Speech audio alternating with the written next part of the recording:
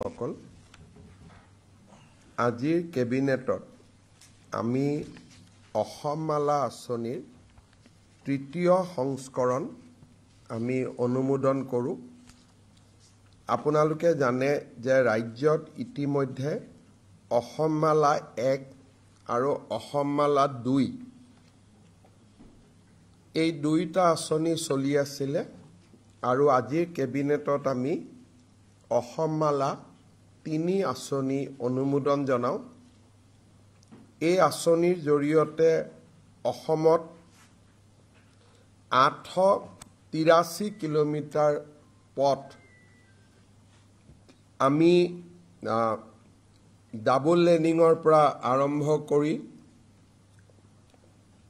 এটা economic corridor হিচাপে বনাম বা নিৰ্মাণ কৰিম আৰু ইয়াত কেইবাটাও গুৰুত্বপূৰ্ণ পথ সন্নিবিষ্ট কৰা হৈছে আৰু এই আঁচনিখন ৰূপায়ণ কৰিবলৈ কেবিনেটে আজি ৩,২১৭ কোটি টকা অনুমোদন কৰে।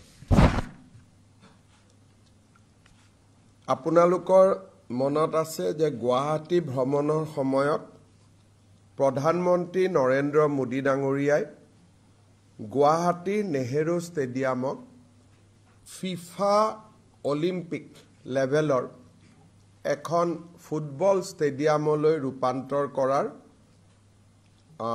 এখন আঁচনিত আধাৰশিলা স্থাপন কৰিছিলে।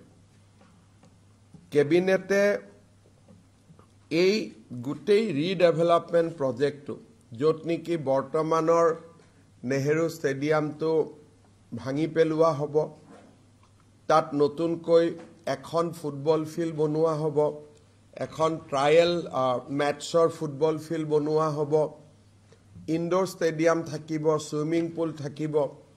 এই গোটেই প্ৰকল্পটোৰ কাৰণে নিবিদা আহ্বান কৰিছিল। লাৰ্ছন এণ্ড টাৰ্বো কোম্পানীয়ে এই নিবিদা লাভ কৰিবলৈ সক্ষম হৈছিলে। আজি কেবিনেটে সেই প্ৰকল্পটোত অনুমোদন জনাই 765 কোটি টকা ইয়াত ব্যয় হ'ব। আমাৰ লিডু নামদাঙত এখন নতুন 9.4 হেক্টৰৰ ৰিজাৰ্ভ ফৰেষ্ট নিৰ্মাণ কৰিবলৈ কেবিনেটে আজি অনুমোদন দিয়ে। আজি আমাৰ কেবিনেটত এটা জলসম্পদ বিভাগৰ ফালৰ পৰা এটা পলিচি আহিছিল। সাধাৰণতে আমি যেতিয়া মথাউৰিবোৰ বনাওঁ, মানুহৰ আমন্ত্ৰণত বনাওঁ বা মানুহে দাবী কৰাৰ ফলত আমি মথাউৰি বনাওঁ। কিন্তু যেতিয়া মানুহৰ মাটিক ৰক্ষা কৰিবৰ কাৰণে আমি মথাউৰি বনাওঁ, পৰৱৰ্তী সময়ত সেই উপকৃত পৰিয়ালবিলাকে লেণ্ড একুইজিশ্যনৰ টকা চৰকাৰৰ পৰা দাবী কৰে। প্ৰথম অৱস্থাত কয় মথাউৰি বনাব লাগে, আমি মথাউৰি বনাই দিওঁ, তেওঁলোক উপকৃত হয়। তাৰ পিছত ডিপাৰ্টমেণ্টক 4-5 বছৰ পিছত কোৰ্টত লৈ যায় যে আমাক লেণ্ড একুইজিশ্যনৰ খৰচ দিয়া নাই।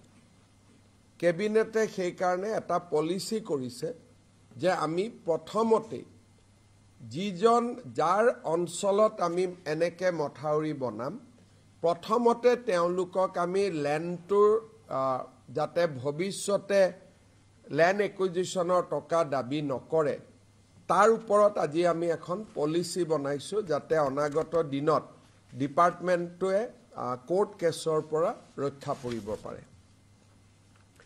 2026 চনৰ হলিডে লিষ্ট আজি কেবিনেটে অনুমোদন জনায়। 2026 চনত গেজেটেড হলিডে 35টা থাকিব, ৰেষ্ট্ৰিক্টেড হলিডে 39টা দিন থাকিব, হাফ হলিডে এদিন থাকিব আৰু holidays under NI Act 19 days থাকিব। আপোনালোকে জানে যে NI Actত নটিফাই নকৰিলে বেংক বন্ধ হৈ নাযায়। সেইকাৰণে আমাৰ গোটেইখিনিক আমি এটা সজাই দিছোঁ যে গেজেটেড হলিডে 35 দিন থাকিব, ৰেষ্ট্ৰিক্টেড হলিডে 39 দিন থাকিব, হাফ হলিডে এদিন থাকিব আৰু এই গোটেইকেইটা হলিডেৰ ভিতৰত 19টা দিন এনআই এক্টৰ অধীনত হলিডে হ'ব। তাৰ উপৰি সেকেন্ড এণ্ড ফোৰ্থ স্যাটাৰডে এইকেইটা হলিডে থাকিব। আৰু আমাৰ কেবিনেটে হলিডে লিষ্টখনত অনুমোদন জনাইছে। আপোনালোকে নিশ্চয় সেই লিষ্টখন পাই যাব, আপোনালোকে বহল প্ৰচাৰ কৰিব পাৰিব। প্ৰতি বছৰে আমি মাতৃ পিতৃ বন্দনাৰ 3 দিন ছুটি সময়ত ঘোষণা কৰোঁ। এইবাৰ যাতে এমপ্লয়ীসকলে টিকেট আদি আগতে কাটিব পাৰে বা সুন্দৰ কৰি পৰিকল্পনা কৰিব পাৰে, এইবাৰ মাতৃ পিতৃ বন্দনাৰ ডেট কেইটাও আমি ঠিক কৰি দিছোঁ। সেইটো হৈছে জুলাই মাহৰ 9, 10, 11, 12 নহ'লে 23, 24, 25, 26 অৰ্থাৎ 2টা দিন আমি দিছোঁ। এটা হ'ল 9, 10, 11, 12 জুলাই নহ'লে 23, 24, 25, 26 জুলাই। শনিবাৰ ৰবিবাৰ 2টা থাকিব, 2টা দিন বন্ধ পাব। 4 দিন পিতৃ মাতৃৰ লগত কটাবৰ কাৰণে এতিয়াৰ পৰাই তেওঁলোকে প্লেনিং কৰিব পাৰিব, টিকট কাটিব পাৰিব। সেইকাৰণে এইবাৰ হলিডে লিষ্টতে আমি এই 2টা বন্ধ আমি দেখুৱাই দিছোঁ।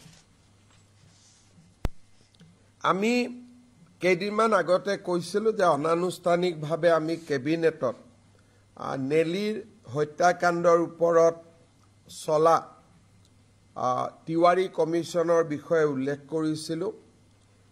1983 চনৰ নিৰ্বাচনৰ সময়ত প্ৰি ইলেকশ্যন আৰু পোষ্ট ইলেকশ্যন অসমত যিমানকেইটা হিংসাত্মক ঘটনা ঘটিছিল গোটেইকেইটাকে সামৰি ত্ৰিভুৱন প্ৰসাদ তিৱাৰী কমিশ্যন নিৰ্মাণ কৰা হৈছিল।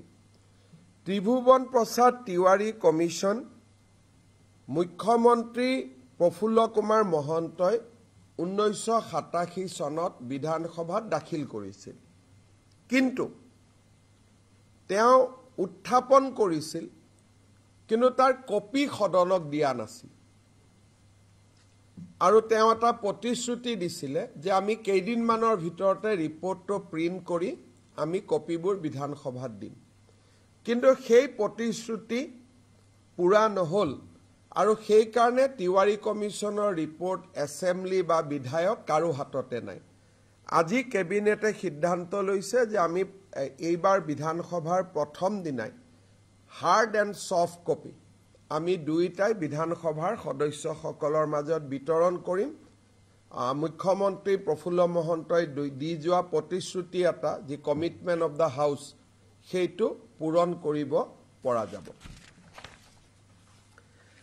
আজি কেবিনেটত আমি অনানুষ্ঠানিকভাৱে আৰু এটা বিষয় আলোচনা কৰিছিলোঁ। আপোনালোকে জানে যে ৰাজ্যিক বিজেপিৰ সভাপতি দিলীপ শইকীয়া ডাঙৰীয়াই 18 নৱেম্বৰৰ দিনটোত জুবিন গাৰ্গৰ উপজা দিনত ৰাজ্যজুৰি বিজেপিৰ সদস্যসকলক আৰু এজিপি, বিপিএফ, ইউপিপিএল সকলোকে ব্যাপক ৰক্তদানত জড়িত কৰিবলৈ আহ্বান জনাইছে, যাতে আমি সকলোৱে ব্লাড ডনেট কৰিব পাৰোঁ।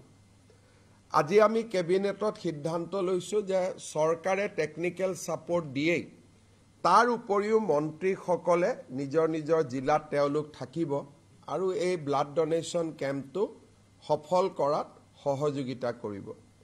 আৰু মই যদিও 18 তাৰিখে ৰাতিপুৱা আহি পাম লণ্ডনৰ পৰা, কিন্তু ময়ো ব্লাড ডনেশ্যন কেম্পত সহযোগিতা কৰিম আৰু স্বাস্থ্য বিভাগে বাকী সহায় কৰিব। 53টা স্থানত তেওঁৰ 53 বৰ্ষ উপলক্ষে 53টা স্থানত আমি ব্লাড ডনেশ্যন কেম্প কৰিম। স্বাস্থ্য বিভাগে তাত সম্পূৰ্ণৰূপে সহযোগিতা কৰিব। আজি আমি কেবিনেটত স্বাস্থ্য বিভাগক সহযোগিতা কৰিবলৈ অনুৰোধ কৰিছোঁ। টেকনিকেল পাৰ্টটো ডক্টৰ দিয়া, নাৰ্ছ দিয়া, ব্লাড লোৱা, বাকী মবিলাইজেশ্যন আন দায়িত্ব পলিটিকেল পাৰ্টিৰ থাকিব, কিন্তু mobilisation of doctors and nurse সেইখিনি আজি আমি স্বাস্থ্য বিভাগক দায়িত্ব দিছোঁ। আপোনালোকৰ যদি কিবা সুধিব বিচাৰে সুধিব পাৰে।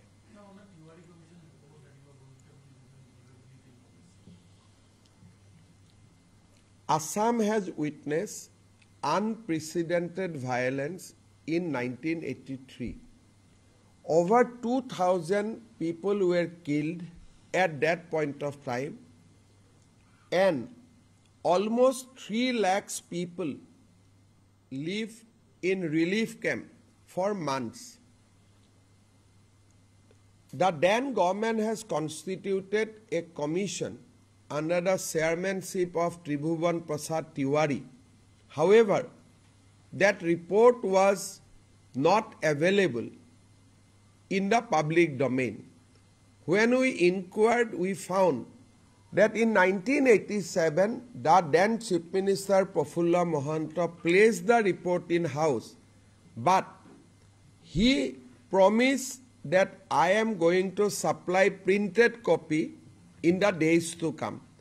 However, printed copy were never provided with the MP MLA. Even our assembly library doesn't have a copy.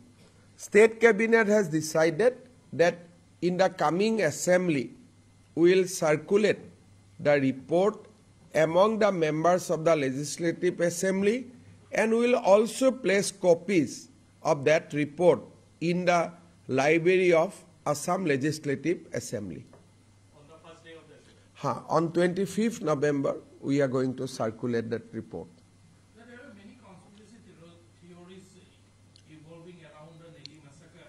So are you confident that this will bring... I think in regard to Nelly massacre, the commission has come forward with the factual situation of Nelly prior to the incident.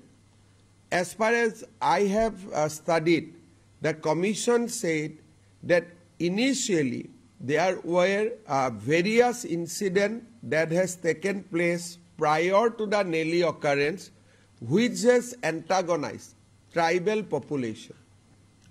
As a retaliatory, tribal thereafter attacked the immigrant Muslim community. However, the highlights of the report is not about the incident. Highlight of the report is about the demographic changes that has happened in Assam since 1951.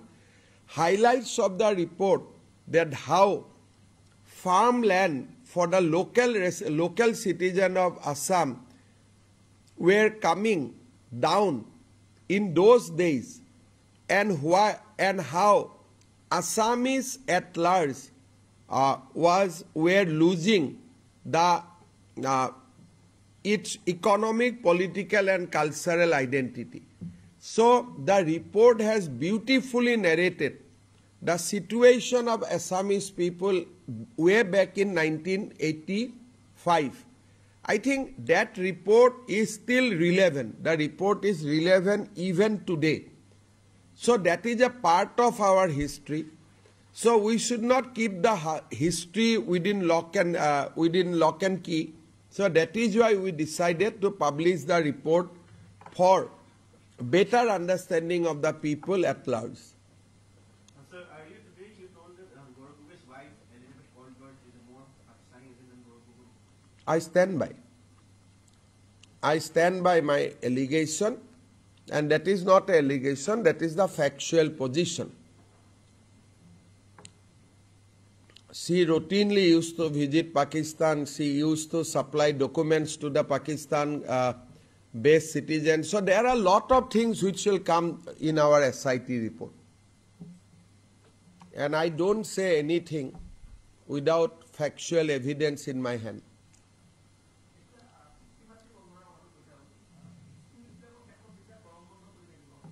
শিক্ষকসকলে পিছত ল'ব পাৰিব।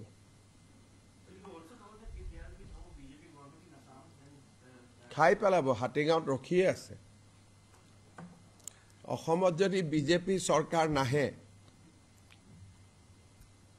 একেবাৰে ধুহি খহি লৈ যাব, ৰখিয়ে আছে। Sir, जिस तरह का आतंकवादी घटना दिल्ली में हुआ है, उसमें मुल्ला, मौलवी, इमाम, डॉक्टर सारे पकड़े जा रहे हैं। तो वो तो सामने आए, पकड़ाए, उनका हो गया। इस तरह का जिसे हमारे अवैध बांग्लादेशी हमारे असम में भी हैं, तो उससे बड़ा घातक तो वो है जो उनको रखते हैं अपने पास। देखिए, कोई कड़ी सजा ऐसी बनाई जाए कि जो उनको देखिए, शेल्टर नहीं दे, डॉक्यूमेंट्स उनके बनाते हैं, और वो फिर गुवाहाटी में भी इस तरह का बहुत सारा खाली प्लॉट पड़ा हुआ है जहां पर लोग भाड़े में उनको बेड़ागर बना के दे देते हैं। देखिए, असम का सिचुएशन बहुत ही अलग है। जो पॉपुलेशन का बारे में आप बोल रहा है, ये पॉपुलेशन असम में लगभग 1,30,00,000। तो उनको ऐसा नहीं है दिल्ली में होगा 50,000, 5 लाख, 10 लाख। हमारा यहाँ में तो डिस्ट्रिक्ट में ही वही लोग मेजोरिटी है, हम लोग माइनॉरिटी है। तो यहाँ का जो फाइड है वो अलग फाइड है। वो आप भाड़ा घर में चला जाए, गुवाहाटी में चला जाए, ऐसा सिचुएशन नहीं है। गुवाहाटी का कोई सारे इलाका में खाली वही लोग है और कोई लोग नहीं है। तो इसीलिए हमारा जो चैलेंज आने वाला है अगली 10 साल, वो बहुत ही अलग होगा। ये जो घटना भी देख रहा है वो तो एक अलग किस्म का है। असम में तो वो लोग ड्राइविंग सीट में है, हजारों डॉक्टर्स है, हजारों इंजीनियर्स है, हजारों कॉन्ट्रैक्टर्स है, हजारों जर्नलिस्ट है। तो ये सिचुएशन असम के लिए पूरी अलग है। आप इसका कोई कंपैरिजन नहीं हो सकता है। तो असम के लिए सोचना भी अलग ढंग से पड़ेगा, और हम लोग सोच भी रहा हूं, लेकिन ये फाइट बहुत लंबा फाइट है।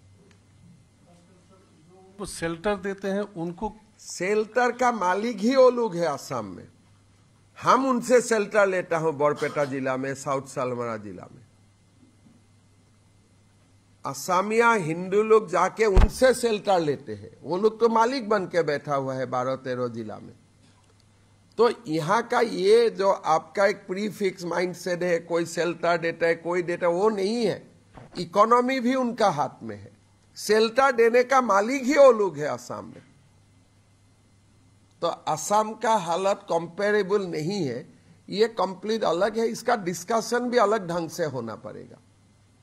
ये जो हम लोग बोल रहे हैं उनको कोई शेल्टर नहीं देता है, हमारा लोग उल्टा जाके उनको रिक्वेस्ट करके रहता है साउथ सालमारा, मानकासा, धुबरी में। अभी हम लोग सरकार चला रहा हूं बोल के थोड़ा चल रहा है हमारा लोग, नहीं तो हमारा लोग को तो बाजार में 6 बजे का पास दिखाई भी नहीं देते हैं। वो लोगों को हम शेल्टर नहीं देता हूं, वो लोग हमें शेल्टर देता है। ऐसा सिचुएशन हो गए थे असम में। सर, हाल ही में कई जगह पर आपने बुलडोजर भी चलाया है। बुलडोजर आगे कहाँ चलने वाला है? वो तो हमारा लिस्ट है ना, जितना फॉरेस्ट, जितना वीजीआर, जितना ग्रेजिंग अंडर एनक्रोचमेंट है, वो तो हमारा निरंतर वो काम है, वो तो चलते रहेगा। क्या देख रहे हैं 3 लोगों के साथ जो अभी सेक्शन हुआ है, किस तरह का हम लोग क्या 2026 में किस तरह का परफॉर्मेंस करेंगे 3 लोगों को? वो करेगा अपना, बीच में शादी उदी का दिन ठीक कर रहे हैं, वही करेगा। 26 तक तो शादी होने वाला है। शादी का बारात में कौन कौन जाएगा, क्या आइटम आएगा, क्या खिलाएगा, मीट होगा, मछली होगा, बहुत सारे कुछ वो लोगों को काम करना है। वो लोगों का सीरियसनेस इतना में ही है। तो आप लोग भी उनको सीरियसली मत लीजिए। अगर आप लोग को शादी खाना है, शादी में निमंत्रण भेजवाना है, तो मैं अखिल को फोन कर दूंगा, आपको भी एक इनविटेशन भेज दे। बाकी तो वो लोग मीटिंग में आप लोग बाहर खड़ा होते हैं, सीरियसली कुछ बोलेगा, अंदर में वो लोग शादी का बात करते हैं। हब सर, नेলিৰ প্ৰসংগত আপুনি অকমান অসমীয়াত কথাটো কৈ দিলে ভাল হয়। এই তিৱাৰী কমিশ্যনৰ ৰিপৰ্টত অসমৰ সেই সময়ত ঘটা গোটেইকেইটা ঘটনাৰ বিষয়ে উল্লেখ আছে। চিচিৰ বৰগাঁৱত আমাৰ ঘটনা হৈছিলে, চিলাপথাৰত, বকোত নগৰবেৰাত ঘটনা হৈছিলে, জাগিৰো নেলিত ঘটনা হৈছিলে, গহপুৰত ঘটনা হৈছিলে। প্ৰায় 20টা ডাঙৰ ঘটনা সেই সময়ত সংগঠিত হৈছিলে। তিৱাৰী কমিশ্যনে 20টা ঘটনাকে তেওঁলোকে তদন্ত কৰিছিলে, এফিডেভিট লৈছিলে আৰু প্ৰত্যেকটো ঘটনাৰ এটা বিশদ বিৱৰণী তেখেতসকলে ৰিপৰ্টত সন্নিৱিষ্ট কৰিছে। নেলিৰ ওপৰতো কৰিছে আৰু নেলিৰ ৰিপৰ্টটো পঢ়িলে আমি বুজি পাম যে নেলিৰ ঘটনা হোৱাৰ কাৰণ কি আছিল। প্ৰথমটো ডাঙৰ কাৰণ তেওঁ লিখিছে যে অসমত কিয় অসমীয়া মানুহ উত্তেজিত হৈছিল, অসমীয়া মানুহে কিয় অশান্ত হৈ আছে, অসমীয়া মানুহে কিয় আন্দোলন কৰিবলগীয়া হ'ল, তাত ডেমোগ্ৰাফিৰ বিষয়ে তেওঁ লিখিছে, বিদেশীৰ বিষয়ে লিখিছে, কেনেকৈ অসমীয়া লোকৰ খেতিৰ মাটি ক্ৰমাগতভাৱে নোহোৱা হৈ গৈছে, ছ'চিঅ' পলিটিকেল কাৰণসমূহ তেওঁ বিশ্লেষণ কৰিছে। আছুৰ আন্দোলনৰ প্ৰভাৱো তেওঁ বিশ্লেষণ কৰিছে আৰু সেই সময়ত হোৱা প্ৰত্যেকটো ঘটনাৰ তেওঁ বিশ্লেষণ কৰিছে। নেলি ঘটনাটো আমি যদি চাওঁ, মানুহে ভাবে যে সংখ্যালঘু লোকক জনজাতীয় লোকসকলে আক্ৰমণ কৰিছিল, কিন্তু এই ঘটনাৰ তেওঁ বেকগ্ৰাউণ্ডলৈকে গৈছে আৰু 7-10 দিন আগৰ পৰাই চলি থকা ঘটনাৰাজিৰ ক্লাইমেক্সহে আছিলে নেলিৰ ঘটনা। এই বিষয়ে তেওঁ উল্লেখ কৰিছে আৰু প্ৰত্যেকটো ঘটনাই উল্লেখ কৰিছে। নেলি, গহপুৰ, আমাৰ বকো, ক'ত পুলিচ যাব পৰা নাছিল, ক'ত OC-য়ে নোৱাৰিলে, ক'ত ইনফৰমেশ্যন নাছিলে, ক'ত দলং ভাঙি দিয়াৰ কাৰণে নহ'ল। ই এটা 4 মাহৰ এখন জীৱন্ত বুৰঞ্জী, যদিও ইয়াৰ সাক্ষীত আন্দোলনকাৰীসকলে অংশ লোৱা নাছিল। ইয়াত এটা ৰাইডাৰ আছে। ডাঙৰ কথাটো হ'ল যে এই কমিশ্যনখনত মেক্সিমাম সাক্ষী চৰকাৰী সাক্ষী আছিল। আছু বা গণসংগ্ৰাম পৰিষদে তাত সহযোগিতা কৰা নাছিল। গতিকে বহুত ক্ষেত্ৰত ৰিপৰ্টটো ওৱান ছাইডেড যেনো লাগে, বাট ই অসমৰ বুৰঞ্জীৰ এটা অংগ। এই কিতাপখন বা ৰিপৰ্টটো পঢ়িলে অসম বুৰঞ্জীৰ এটা অধ্যায়ৰ ওপৰত আৰু বেছি অধ্যয়ন কৰাৰ ৰাস্তা ওলাব। সেইকাৰণে চৰকাৰে ৰিপৰ্টটো মানিও লোৱা নাই, তাক গ্ৰাহ্যও কৰা নাই, অগ্ৰাহ্যও কৰা নাই। আমি মাত্ৰ ৰিপৰ্টটো সদনত দিম। জুবিন ক্ষেত্ৰৰ কথা এটা সুধো, যিহেতু আহি আছে জন্মদিন আৰু সেইটোকে কিছুমান বিতৰ্ক আৰম্ভ হৈছে। মন্ত্ৰী অশোক সিংহল ডাঙৰ ইয়াতে আছে, তেওঁৰ নাম সাঙুৰ খাই আপোনালোকে তেওঁক কিয় জড়িত কৰিছে? মই প্ৰশ্নটো ছাৰ এইটো কথা কৰিব খুজিছে যে যিমান পৰিসৰত তেওঁৰ হেৰি হ'ব খুজিছে ক্ষেত্ৰত ইয়াক বিস্তৃত কৰাৰ কিবা পৰিকল্পনা আছে নেকি? ভূপেন হাজৰিকাৰ পৰিসৰতকৈ ডাঙৰ নহয়। ভূপেন হাজৰিকাৰ পৰিসৰটো খুব ঠেক হোৱা বুলি মানে ভাৰত ৰত্ন গৰাকীতকৈ আমি ওপৰত যদি যাওঁ, পিছত সমাজে আমাক সমালোচনা কৰিব। আৰু ইয়াৰ লগত গতিকে মই এইটোৱে ক'লো যে ভূপেন হাজৰিকা, জুবিন গাৰ্গ দুয়োজনকে আমি সমানে ৰাখিব লাগিব, কোনো বেছি নহয়, কোনো কম নহয়। পৰিসৰ বৃদ্ধি মই ক'লো নাই, আপোনাৰ প্ৰশ্নকেইটাই ভূপেন হাজৰিকাক অৱনমিত কৰিব। গতিকে ভাৰত ৰত্ন ভূপেন হাজৰিকাৰ প্ৰতি যি কথাই অপমান আনিব, সেই কথা আমি সংবাদ মেলত আলোচনা নকৰা ভাল। ঠিক আছে, মই সেই প্ৰসংগটো আধা হ'ল মোৰ প্ৰশ্নটো এনেকুৱা আছিল যে যিখিনি জুবিন ক্ষেত্ৰৰ কাৰণে পৰিসৰ দিয়া হৈছে তাৰ লগত সাঙুৰ খোৱা এনেধৰণৰ কথা, বিভিন্ন কথা চৰ্চা চলিল যে কাৰোবাৰ মাটি আছে, মাটি নাই, এনেধৰণৰ কথা। মই কথাটো কৈছোঁ যে যিটো পৰিসৰ ধাৰ্য কৰা হৈছে সেই সীমাৰ সমীপত অশোক সিংহল সমীপলৈকে কিয় যাব লাগে? মই 4 সীমাৰ বাহিৰত আপোনাৰ যিটো প্ৰশ্ন, এই প্ৰশ্নটো ভাল লগা প্ৰশ্ন নহয়। কালি আপুনি ক'ব দিচাং ৰিচৰ্টলৈকেও যাওক। আপোনাৰ প্ৰশ্নটোৱেই খুব টেষ্টফুল প্ৰশ্ন নহয়। ভূপেন হাজৰিকাৰ সমাধিত 6.5 বিঘা মাটি আছে, জুবিন গাৰ্গৰ সমাধিত আমি 10 বিঘা মাটি দিয়া আছে। আৰু তাৰ কাৰণে আমি ইতিমধ্যে কৈছোঁ যে অসমৰ দুগৰাকী হিয়াৰ আমঠু, ভূপেন দা, জুবিন, দুইজনকে আমি এটা পৰ্যায়ত ৰাখিম। আৰু বৰঞ্চ সময়ৰ লগত খাপ খুৱাই জুবিন গাৰ্গৰ সমাধিত আমি বেছি মাটি দিছোঁ। এতিয়া আপোনালোকে যদি মোক কয় যে সোঁফালেও যাওক, বাওঁফালেও যাওক, ওপৰলৈকে যাওক, তেনেকেতো নহ'ব নহয়, নে তেনেকৈ হ'ব পাৰে? তেতিয়া ভূপেন হাজৰিকা সৰু হৈ গৈ থাকিব। পৰিসৰটো বৃদ্ধিৰ দাবী এটা আছে নহয়, দাবীটো থাকিব, কিন্তু এক হাতত আমি ভূপেন হাজৰিকাক লৈ চলিব লাগিব, এক হাতত জুবিন গাৰ্গক লৈ চলিব লাগিব। কাৰণ দুইজনে আমাৰ সংস্কৃতিৰ, আপুনি ভূপেন হাজৰিকাৰ কাৰণে কিয় দাবী কৰা নাই? নিশ্চয় সেইটো এইটো কৰা নাই ন, মই শিকাই দিয়াৰ পিছতহে কৰিছে। গতিকে প্ৰশ্নটো আপুনি কওক যে ভূপেন হাজৰিকাকো 100 বিঘা দিয়ক।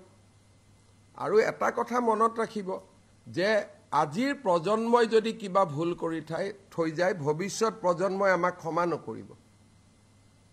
গতিকে মই একদম ক্লিয়াৰলি প্ৰথম দিনাৰ পৰাই কৈ আছো যে ভূপেন হাজৰিকা, জুবিন গাৰ্গক দুইজনকে সমানে মানে সমমৰ্যাদাৰে, কিন্তু পৰিৱৰ্তিত পৰিস্থিতিত আমি বেছিকৈ মাতি দিছো। এতিয়া আপোনালোকে ক'ব সোঁফালে যাওক, বাওঁফালে যাওক, ওপৰত যাওক, এনেকেতো নহ'ব। তেতিয়াহ'লেতো আমি মানুহজনক বিতৰ্কত ঠেলি দিয়া হ'ব। আপোনালোকে জুবিন গাৰ্গৰ লগত অশোক সিংঘালৰ লৈ আনিলে, অশোক সিংঘালৰ মাটি আছে, অশোক সিংঘালৰ ইছ্যু উলিয়াওক, তাত জুবিনৰ নামটো কিয় ইউজ কৰিব লাগে? তাৰমানে আপোনালোকে যেনে তেনে জুবিনক বিতৰ্কত ৰাখিব খোজে। বিতৰ্কটো অশোক সিংঘালৰ বিতৰ্ক হ'ব লাগে, তাত জুবিনক কিয় সাঙুৰি ল'ব লাগে? তেনেকে ক'লেতো তাত জয়ন্ত বৰুৱাৰো মাটি আছিল ট্ৰাইবেল বেল্ট এণ্ড ব্লকত। সেইটোতো নিউজত আপোনালোকে কৰা নাই। ৰুবি বৰুৱাৰ নামত মাটি আছিল, সেইটো কিয় কৰা নাই? অশোক সিংঘালক বেয়া পাই তাক ডাইৰেক্ট মাৰক, তাৰ কাৰণে জুবিনক কিয় আনিব লাগে? জুবিনক বিতৰ্কত নানিব। অলৰেডি বহুতখিনি কৰি পেলাই আমি বহুত আননেচেচাৰী, চাউল নালাগে, দালি নালাগে, জুবিন ক্ষেত্ৰখনত আমি বহুত বিতৰ্ক কৰিছোঁ। আৰু নকৰিব, শান্তিত থাকিব দিয়ক, তাক ৰেষ্ট ল'ব দিয়ক। আপোনালোকৰ স্বাৰ্থ কি আছে মই নাজানো। এনেকুৱা কৰিলে যে জুবিন ক্ষেত্ৰত গৈ মদু খাব পাৰে, তেনেকৈ এখন সমাজ চলিব নেকি? সমাজ এখন তেনেকৈ চলে নেকি? সাহস আছে ডাইৰেক্ট কওক অশোক সিংঘালৰ মাটি খেদি দিব লাগে, তাত জুবিনৰ নামটো কিয় আনে? পিছফালেতো ডন বস্কোৰো মাটি আছে, কওক যে ডন বস্কোক খেদি দিব লাগে, কওক। কিন্তু জুবিনক কিয় বিতৰ্কত আনে? ল'ৰাটোক কি শান্তিত থাকিব নিদিব নেকি আপোনালোকে?